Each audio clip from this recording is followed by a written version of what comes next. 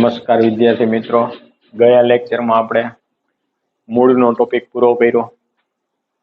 હવે વનસ્પતિનું દ્વિતીય અંગ જેને પ્રકાંડ તરીકે આપણે ઓળખ્યા. તો પેલા પ્રકાંડ વિશે માહિતી લઈ.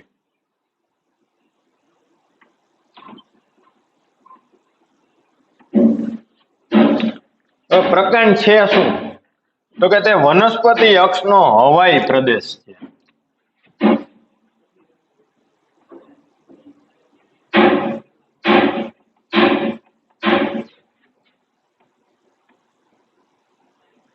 વનસ્પતિ અક્ષનો હવાઈ પ્રદેશ એટલે કે જમીનની બહારના ભાગમાં આવેલ.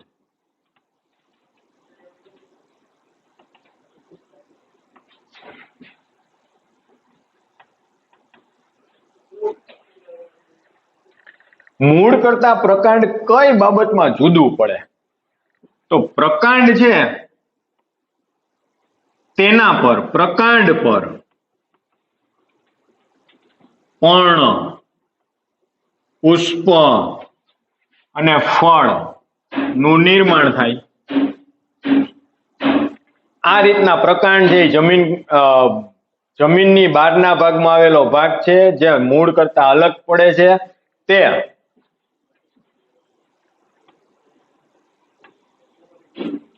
તે વનસ્પતિના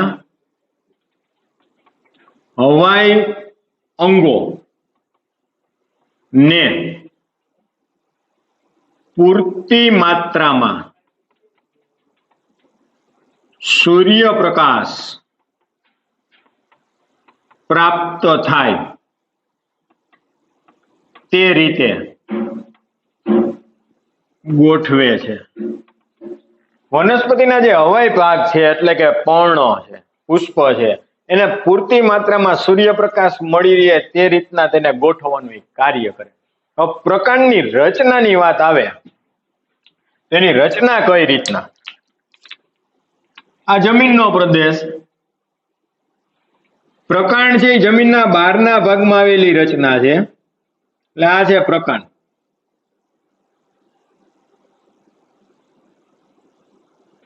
જોકે વનસ્પતિના લાક્ષણિક છોડની આકૃતિમાં આપણે આની ચર્ચા કરી ગયા હતા. પ્રકાંડ પર થોડા અંતરે ગાંઠ આવેલી હોય.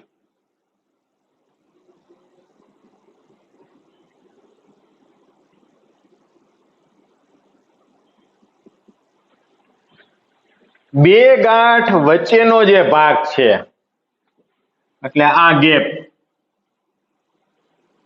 જેને આંતરગાંઠ કહેવામાં આવે.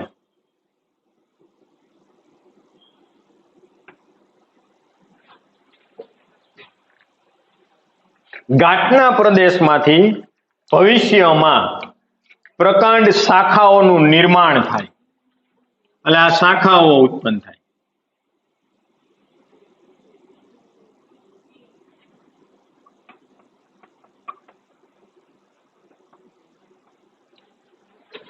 શાખા ઉપર પુષ્પનું નિર્માણ થાય, પર્ણનું નિર્માણ થાય.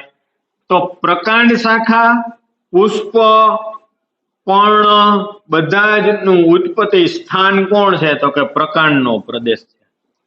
પ્રકાંડના અગ્રભાગને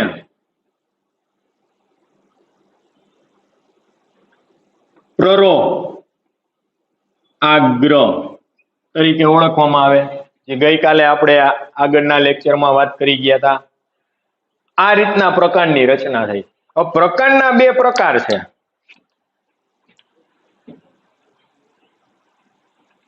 મજબૂત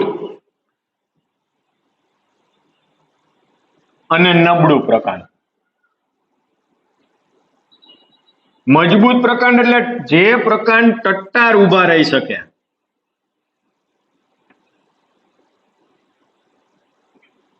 દાખલા તરીકે વૃક્ષ, છોડ, સૂપ. વૃક્ષ સ્વરૂપની વનસ્પતિ, છોડ સ્વરૂપની વનસ્પતિ, સૂપ સ્વરૂપની વનસ્પતિના પ્રકાંડ જે ટટ્ટાર રહી શકતા હોય એટલે એને મજબૂત પ્રકાંડ કહેવાય. અને અમુક વનસ્પતિ એવી છે કે જેના પ્રકાંડ જે નબળા છે, નબળા એટલે વેલા સ્વરૂપની વનસ્પતિ.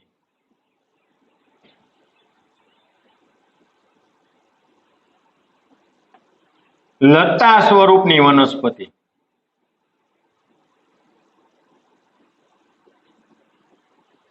કે જેના પ્રકાંડ છે ટટ્ટાર રહી શકતા નથી, એને કોઈ પણ પ્રકારના આધારની જરૂર પડે, એ આધાર સાથે તે વીંટળાઈ જાય અને વનસ્પતિ આગળ આરોહણમાં મદદરૂપ થાય. એ નબળા પ્રકાંડ વાળી વનસ્પતિ કહેવાય.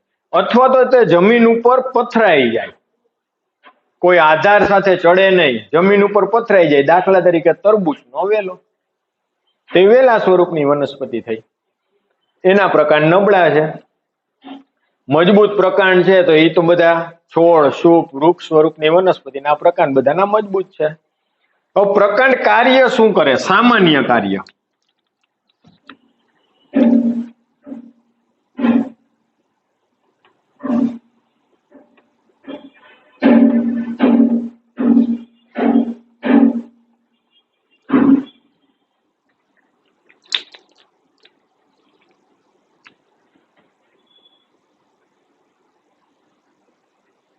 મૂળ દ્વારા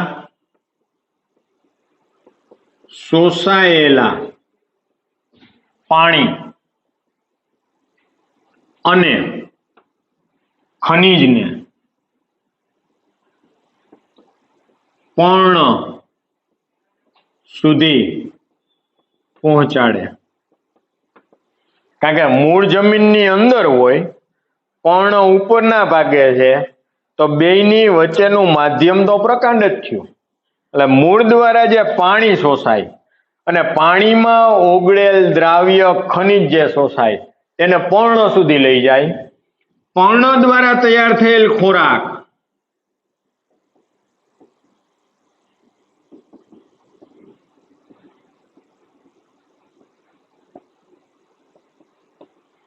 મૂળ સુધી પહોંચાડે. પર્ણ પ્રકાશ સંશ્લેષણની પ્રક્રિયા કરે, ખોરાકનું નિર્માણ કરે. તેણે બનાવેલો ખોરાક છે મૂળ સુધી લઈ આવવાની જવાબદારી કોની છે? પ્રકાંડની. આ ઉપરાંત વનસ્પતિના પર્ણ, પુષ્પ, કલિકા અને પુષ્પ ને યોગ્ય માત્રામાં સૂર્યપ્રકાશ પ્રાપ્ત થાય તે રીતે ગોઠવે. જો પ્રકાંડ પર્ણ, પુષ્પકલિકા અને પુષ્પ કે પછી ફળ ને યોગ્ય માત્રામાં સૂર્યપ્રકાશ મળે તેવી રીતે ન ગોઠવી શકે તો પ્રકાશ સંશ્લેષણની પ્રક્રિયાનો દર કેવો આવે? નીચો. પૂરતી માત્રામાં ખોરાક બનશે નહીં તો હવાઈ અંગો પર્ણ, પુષ્પકલિકા, પુષ્પ, ફળ વૃદ્ધિ વિકાસ પામી શકશે નહીં. એનો વૃદ્ધિના વિકાસ અટકી જાય. તો આ વાત થઈ પ્રકાંડની. ભ્રૂણાગ્રના ભાગેથી પ્રકાંડનું નિર્માણ થાય. ભ્રૂણના અગ્ર ભાગેથી, મૂળનું મૂળાગ્રના ભાગેથી. ઓકે, આગળ વધી. હવે ટોપિક આવે પ્રકાંડના વિશિષ્ટ કાર્ય. એ ટોપિક મોટો છે.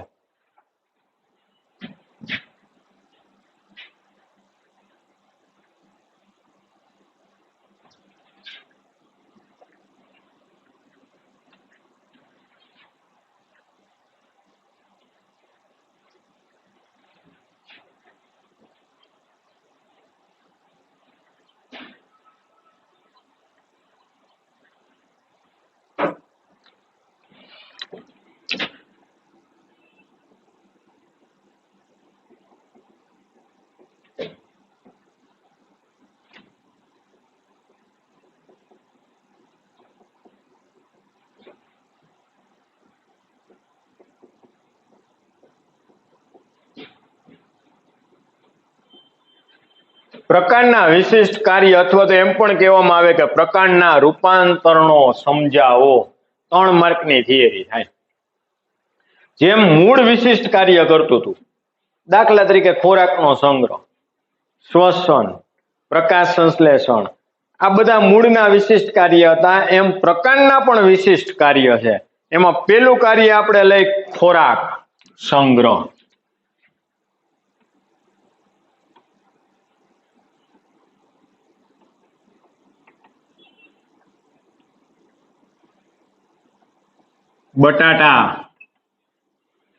બટાટા એક ભૂમિગત પ્રકાંડ છે.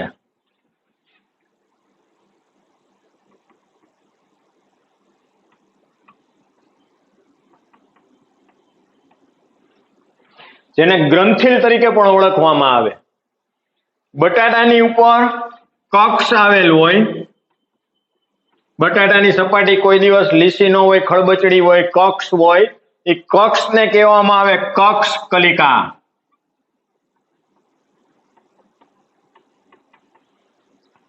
બટાટાનું ઉત્પાદન લેવા માટે બટાટાના જ કટકા કરીને જમીનમાં આરોપણ કરવામાં આવે ત્યારે કક્ષ કલિકામાંથી નવી શાખાઓનું શું થાય? નિર્માણ થાય. બટાટું આપણે અહીંયા જોઈએ કંઈક આવું હોય.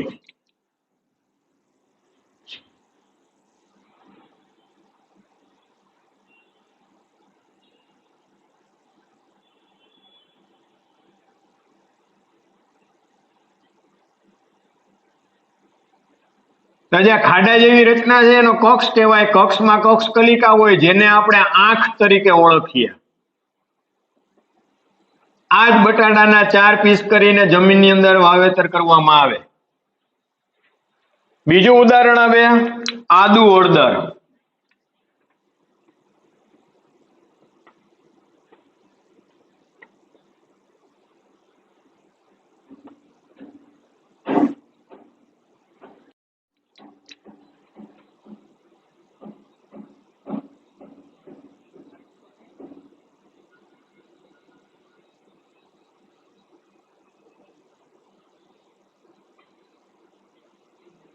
આદુન ગાંઠિયો કંઈક આ રીતના હોય.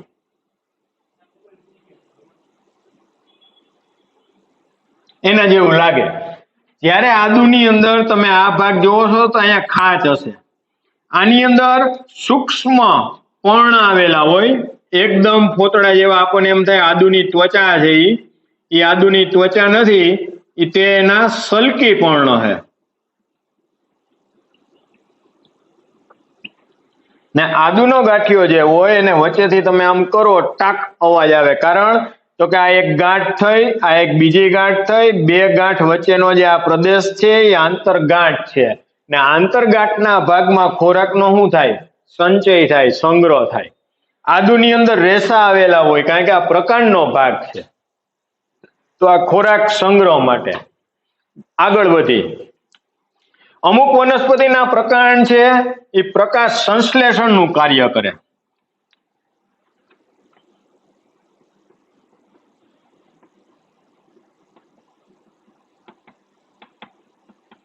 હકીકતમાં પ્રકાશ સંશ્લેષણનું કાર્ય છે એ કોનું છે? તો કે પર્ણનું છે. પણ પર્ણની જગ્યાએ આ પ્રકાંડ કાર્ય કરે છે એટલે એનું કાર્ય કેવું થયું? રૂપાંતરણ થયેલું, વિશિષ્ટ કાર્ય. એમાં ઉદાહરણમાં આવશે ફાફડો, થોર.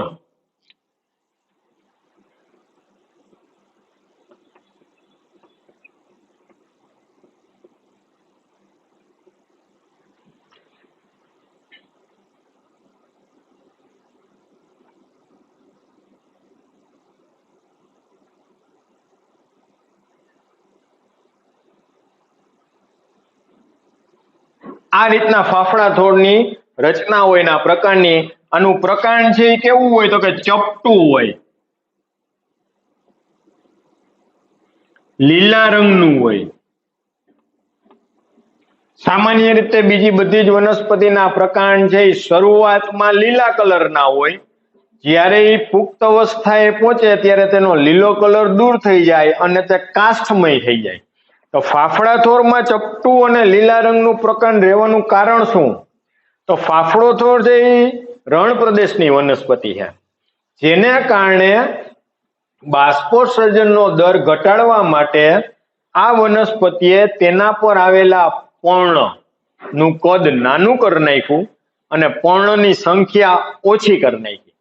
એટલે કે પર્ણનું રૂપાંતર એને કરી નાખ્યું છે એમાં કંટકમાં. એટલે પર્ણની જગ્યાએ ત્યાં કંટક આવી જાય, એના કંટકો આ રીતના હોય.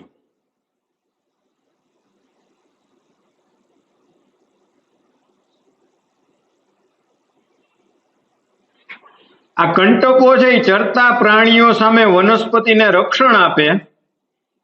એની સામે પ્રોબ્લેમ એ ઉભો થયો કે પર્ણના કદ નાના થઈ ગયા, જેટલી માત્રામાં ખોરાક બનવો જોઈએ તેટલી માત્રામાં ખોરાક બનતો નથી. તો જે ખામી ઊભી થઈ તે ખામીને દૂર કરવા માટે પ્રકાંડ છે એ ગોળ હોય એની જગ્યાએ ચપટું થઈ ગયું હાથના પંજાની જેમ, અને તેની અંદર હરિતદ્રવ્ય આવી ગયા. એટલે સતત કેવા કલરનું રહે? લીલા કલર. લીલા કલરનું છે હરિતદ્રવ્ય એમાં હાજર છે, જેને કારણે તે પ્રકાશ સંશ્લેષણની ક્રિયા કરે.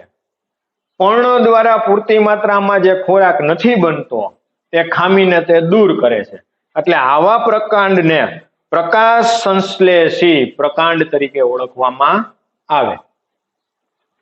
આગળ સુરણ, ઈ પણ ખોરાક સંગ્રહ માટેનું એક ઉદાહરણ છે. આગળ વધી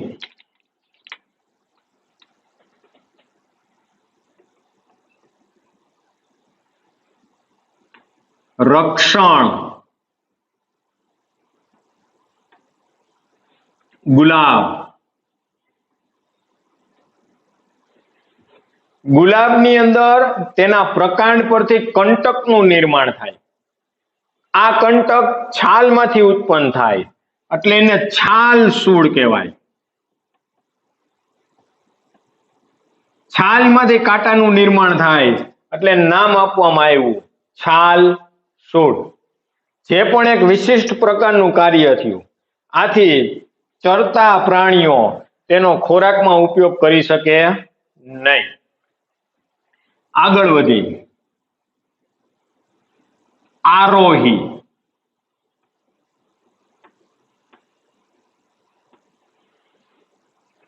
વેલા સ્વરૂપની વનસ્પતિ. દાખલા તરીકે ટીંડોળા, ઘીસોળા ના વેલા કે જે શાકભાજી સ્વરૂપની વનસ્પતિ છે. દ્રાક્ષ,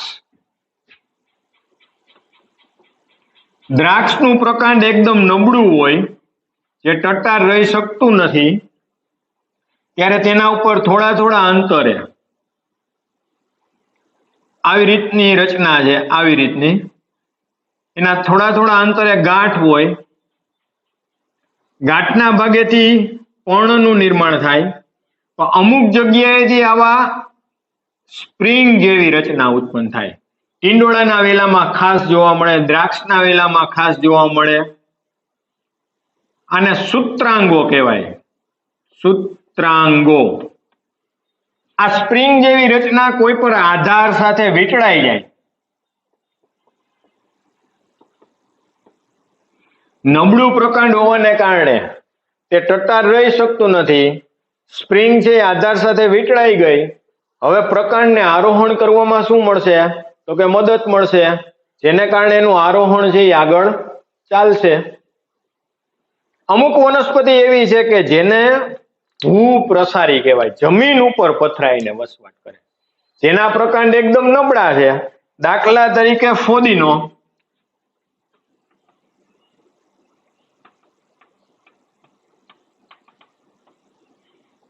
આ જમીન છે, અહીંયા ફોદીનાનો એક તંતુ એટલે કે પ્રકાંડ નું વાવેતર તમે કરો, એના મૂળ તંત્ર જમીનમાં જાય.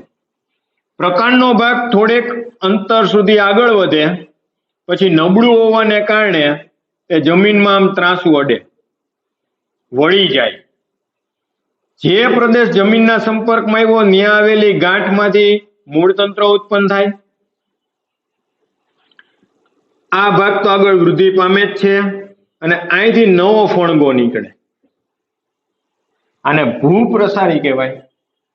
જે વનસ્પતિ પાણીમાં ઉગે છે, દાખલા તરીકે જળ કુંભી, જળ શૃંખલા,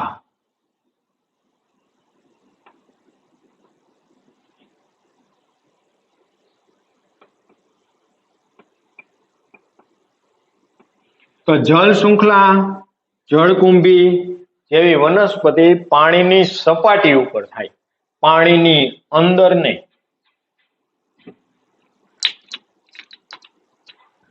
આ જલીય સપાટી, જલીય સપાટી કોઈ દિવસ સીધી ના હોય, કારણ કે એમાં પવનને કારણે સુંગત થતું હોય.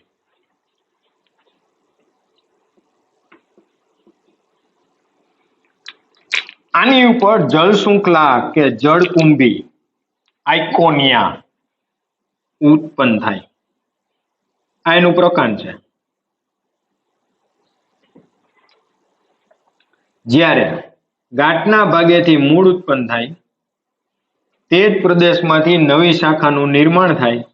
નવી શાખા થોડેક સુધી આગળ વધે, પછી પોતાનો જ વજન તે ઉચકી ન શકે, કારણ કે એનું પ્રકાંડ છે એ કેવું છે, નબળું છે, જેને લીધે તે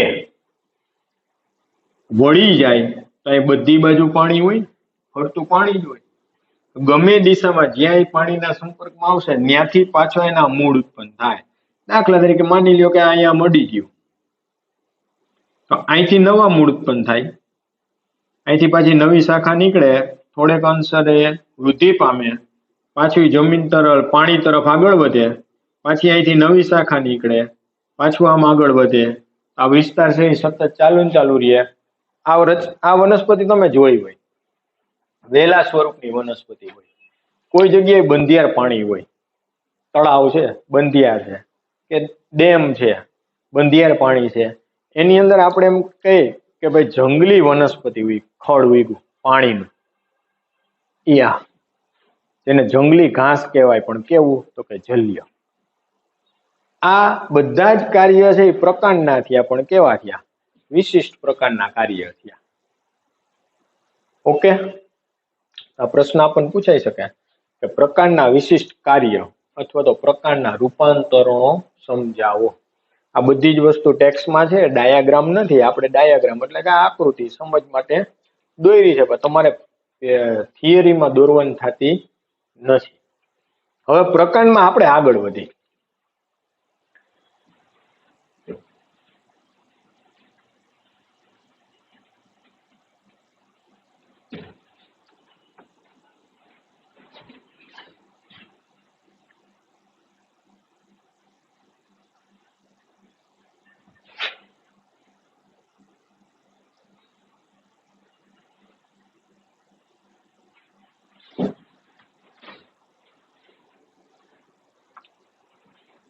અહીંયા પ્રકારના 3 મુદ્દા આપણે લીધા. પહેલા વાત કરી પ્રકારની વ્યાખ્યા, પછી પ્રકારની રચના, પછી પ્રકારના સામાન્ય કાર્ય, અને પછી પ્રકારના લીધા આપણે વિશિષ્ટ કાર્ય.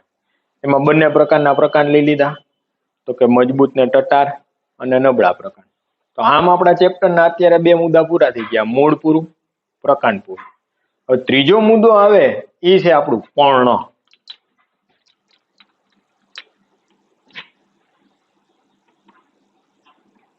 પર્ણની નામ નિર્દેશન વાળી આકૃતિ દોરી. આ ફૂલી પ્રશ્ન થાય, 4 માર્ક. કે પર્ણની નામ નિર્દેશન વાળી આકૃતિ દોરીને સમજાવો. આપણે સ્ટાર્ટ કરીએ. આ પ્રકાંડની શાખા,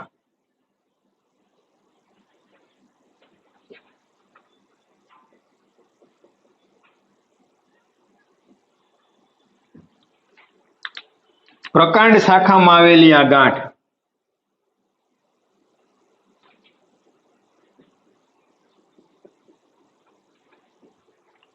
પર્ણની ઉત્પત્તિ ક્યાંથી થાય, તો કે પ્રકાંડ પર આવેલી ગાંઠ ઉપરથી. તો પર્ણ હોય કેવું, તો કે પર્ણ છે એ ચપટું, પર્ણ ચપટા, પહોળા અને લીલા રંગના હોય છે. પર્ણને મુખ્ય 3 પ્રદેશમાં વિભાજિત કરવામાં આવ્યા. પર્ણના પ્રદેશ, પર્ણ તલ, પર્ણ દંડ અને પર્ણ પત્ર. ત્રણેય ક્રમશઃ લેતા જાય.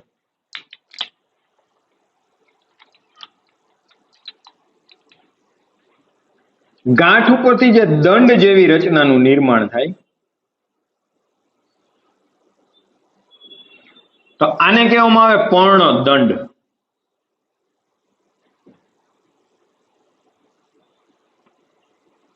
પર્ણદંડ જે જગ્યાએથી ઉત્પન્ન થાય એટલે ગાંઠના અંદરના પ્રદેશમાંથી જે જગ્યાએથી પર્ણદંડ ઉત્પન્ન થાય છે તેને કહેવામાં આવે પર્ણ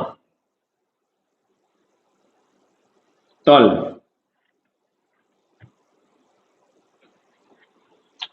પર્ણદંડના નીચેના ભાગમાં બે નાના જોડિયા બહિરુદ્ધ ભેદ ઉત્પન્ન થાય જેને ઉપપર્ણ કહેવાય.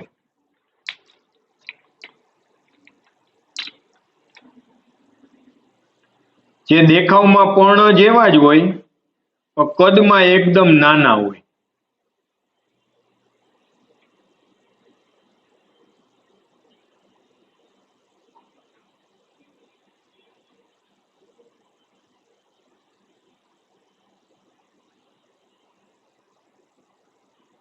બે જોડિયા ઉપપર્ણ જેને બહિરુદ્ધ ભેદ તરીકે ઓળખવામાં આવે. પર્ણદંડ પછી ઉપરના ભાગમાં આવેલો પહોળો ચપટો એવો પ્રદેશ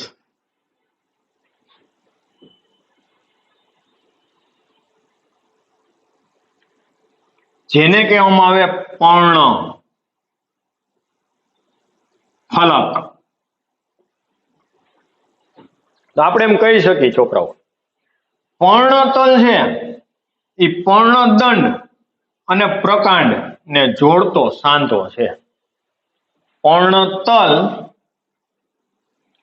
પર્ણદંડ અને પ્રકાંડ ને જોડતો સાંધો. તો આપણે એમ કહી શકીએ ને કે પર્ણદંડ છે એ પર્ણતલ અને પર્ણફલક ને જોડતો સાંધો. પર્ણદંડ પર્ણતલ અને પર્ણફલક ને જોડતો સાંધો. તો પર્ણદંડ હોય કેવા? સામાન્ય રીતે મોટા ભાગની વનસ્પતિમાં પર્ણદંડ છે નાનો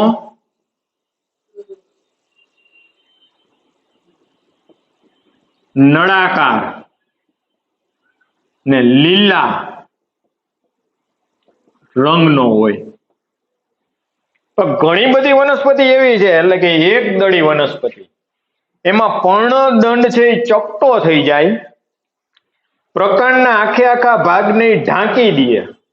તો આવા પર્ણદંડને આવરક પર્ણદંડ કહેવાય.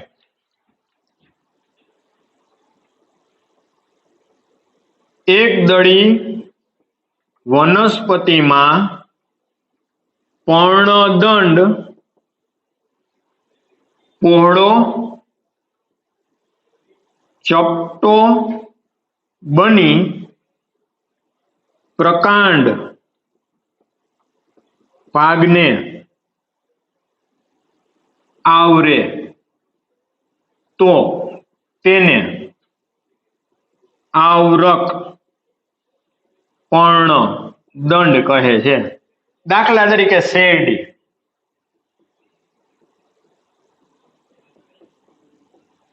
મકાઈ.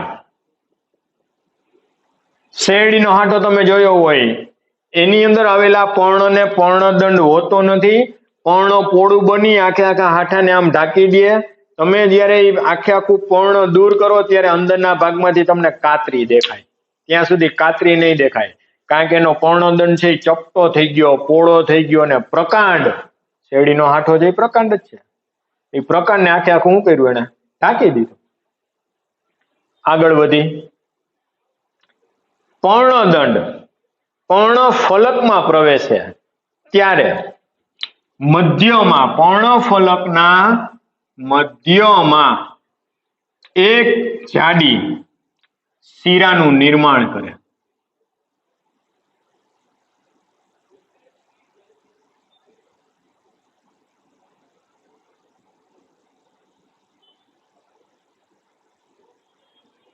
આને મધ્ય શિરા કહેવાય.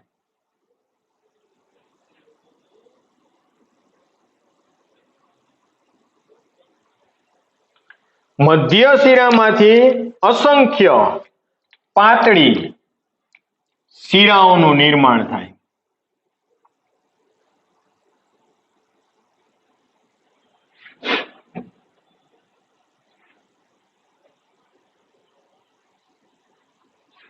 એમાંથી પાછી શાખાઓ નીકળે.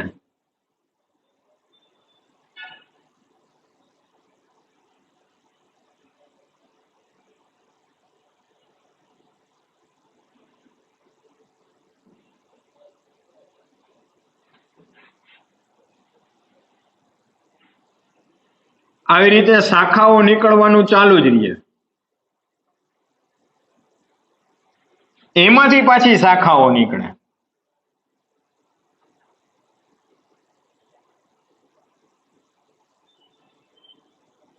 ને પર્ણફલક જે આખું ખુલ્લું હતું એ આવી શાખાઓ, શિરાઓની શાખાઓ દ્વારા આખે આખું ઢંકાઈ જાય.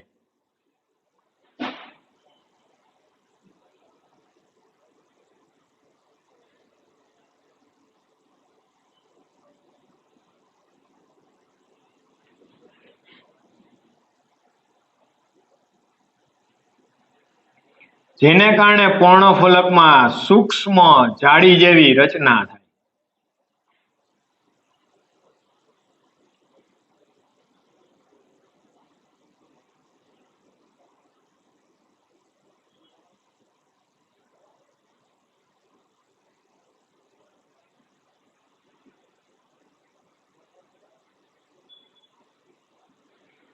આવો જે શિરા વિન્યાસ બન્યો, આને કહેવાય શિરા વિન્યાસ, એટલે આ શિરિકાઓ.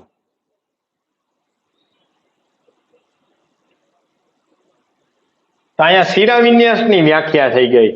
મધ્ય શિરા અને તેમાંથી નીકળતી શિરિકાઓ દ્વારા બનતી રચનાને જાલાકાર શિરા વિન્યાસ કહે છે.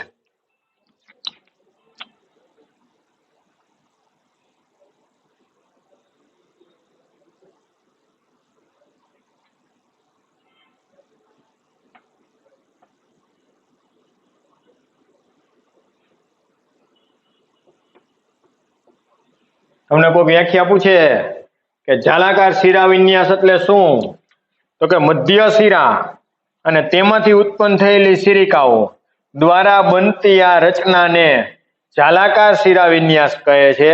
જાલાકાર શિરા વિન્યાસ છે એ આપણને દ્વિદળી વનસ્પતિમાં જોવા મળે.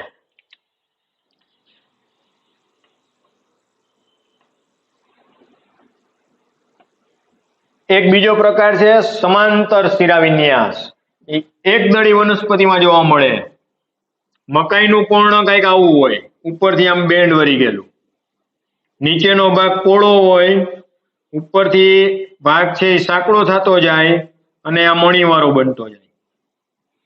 આ પર્ણને તમે પૃષ્ઠ બાજુએથી જોવો, એમાં મધ્યમાં તમને એક જાડી શિરા જોવા મળે, છેક ટોચ સુધી લંબાયેલી.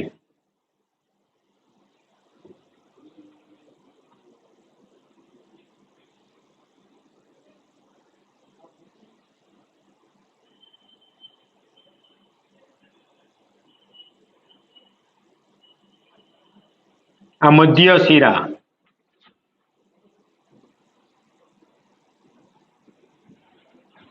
તેમાં આવેલી શિરિકાઓ મધ્ય શિરાને સમાંતર હોય, અહીંથી આમ સમાંતર ચાલતી હોય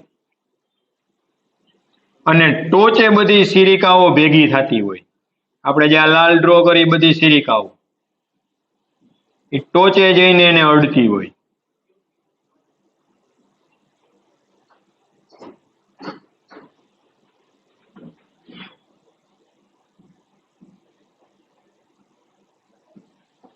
તો આને સમાંતર શિરા વિન્યાસ કહેવાય. મધ્ય શિરા અને સિરિકા એકબીજાને કેવી છે? સમાંતર છે. તેથી એને કહેવામાં આવે સમાંતર શિરા વિન્યાસ. હજી આગળ આપણે જોઈ તો ઘણી બધી વનસ્પતિ ની અંદર તમે જાલાકાર શિરા વિન્યાસ જોયો હોય. દાખલા તરીકે વડલાનું પાન, નાગરવેલનું પાન, જે આપણે મીઠું પાન ખાય નાગરવેલનું પાન. નાગરવેલના પાનમાં તમે આમ ઊંધું રાખીને જોવો એ બધા છે એ કોણ છે? તો કે દ્વિદળી છે. અને સમાંતર શિરા વિન્યાસ છે આપણને શેમાં જોવા મળે છે? તો કે એકદળી વનસ્પતિમાં.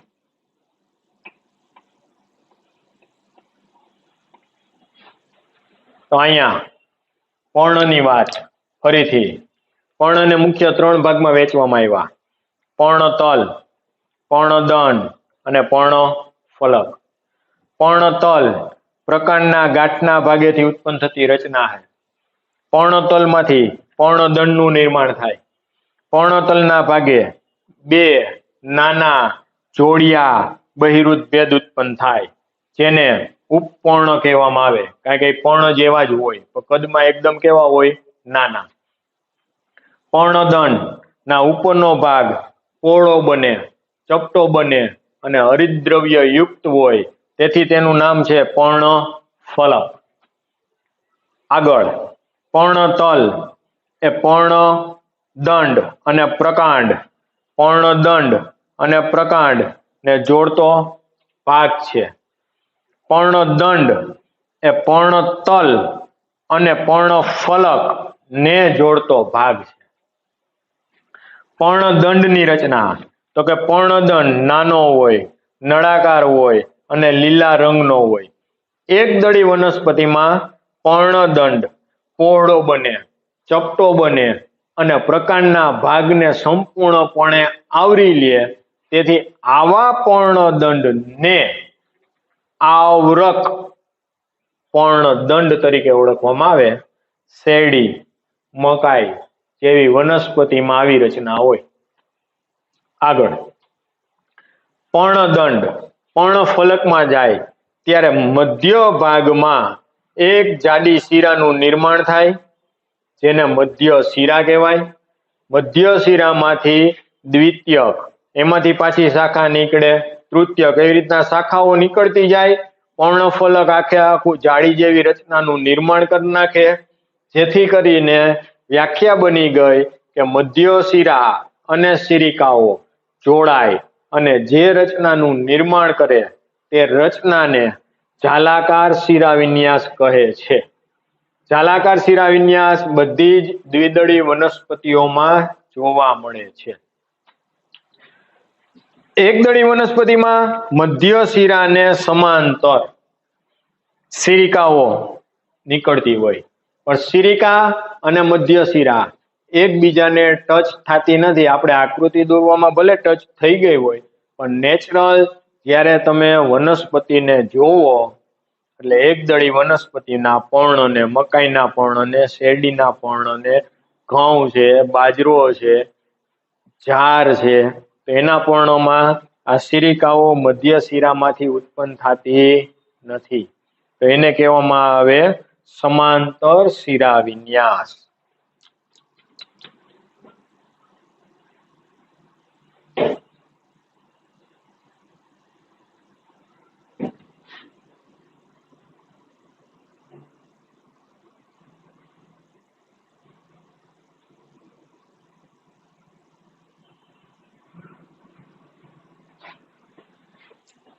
રેડી? આમાંથી 2 પ્રશ્ન બને.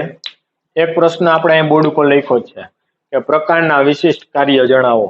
એટલે સોરી, એ તો આની આગળનો પ્રશ્ન હતો. અત્યારનો પ્રશ્ન આપણો પર્ણની નામ નિર્દેશન વાળી આકૃતિ દોરો. આકૃતિ દોરી. આકૃતિ ઉપરથી બધું લખાણ થઈ જાય. મેં તમને કહું જ છું, આપણા ભૂતકાળના લેક્ચરમાં આપણે વાત કરી કે મેં અત્યારે બોર્ડ ઉપર જે લખ્યું છે એ શોર્ટમાં લખ્યું છે. તમારે આખી વાક્ય રચના બનાવવાની થાય ને એ તમને આવડે જ, કારણ કે હવે તમે સાયન્સમાં આવી ગયા છો, એટલું થઈ જ શકે. યાદ રાખવા માટે આ બધી શોર્ટ કી છે. તો આખી થિયરી લખવાની થાય. પણ આમાંથી 2 માર્કનો પ્રશ્ન પૂછાય કે શિરા વિન્યાસની વ્યાખ્યા આપો અને તેના પ્રકારો સમજાવો. તો શિરા વિન્યાસની વ્યાખ્યા માત્ર આટલી જ થાય, મધ્ય શિરા અને શિરિકાઓ જોડાઈને બનતી રચનાને શિરા વિન્યાસ કહેવાય. એ શબ્દ બેયમાં આવે ને, મધ્ય શિરા અને શિરિકા. દ્વિદળીમય છે, એકદળીમય છે. હવે એના 2 પ્રકાર, જાલાકાર શિરા વિન્યાસ અને સમાંતર શિરા વિન્યાસ. તો કે મધ્ય શિરા અને શિરિકા દ્વારા બનતી રચના જો જાળી જેવી જોવા મળે તો તેને જાલાકાર શિરા વિન્યાસ કહેવાય. દ્વિદળી વનસ્પતિમાં જાલાકાર શિરા વિન્યાસ જોવા મળે છે. દ્વિદળી વનસ્પતિના ઉદાહરણ તો વડનું પર્ણ, નાગરવેલનું પર્ણ. એકદળી વનસ્પતિ ની અંદર સમાંતર શિરા વિન્યાસ જોવા મળે છે. એમાં શેરડી, ઘઉં, બાજરો, મકાઈ આ ઉદાહરણ તમે આપી શકો. હવે પછી આપણે આવતા લેક્ચરમાં પર્ણના સામાન્ય કાર્ય અને વિશિષ્ટ કાર્ય વિશે ચર્ચા કરશું. અત્યારે આ લેક્ચરમાં આપણે થિયરી લીધી. કઈ તો પેલા તો પ્રકાંડની વ્યાખ્યા આપી, એની રચના સમજાવો. એટલે આજનું તમારું હોમવર્ક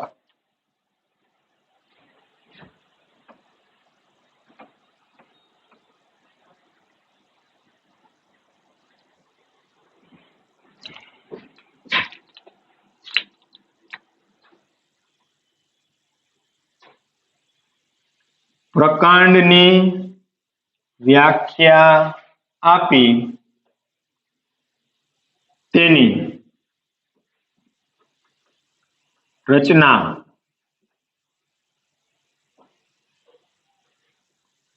સમજાવો.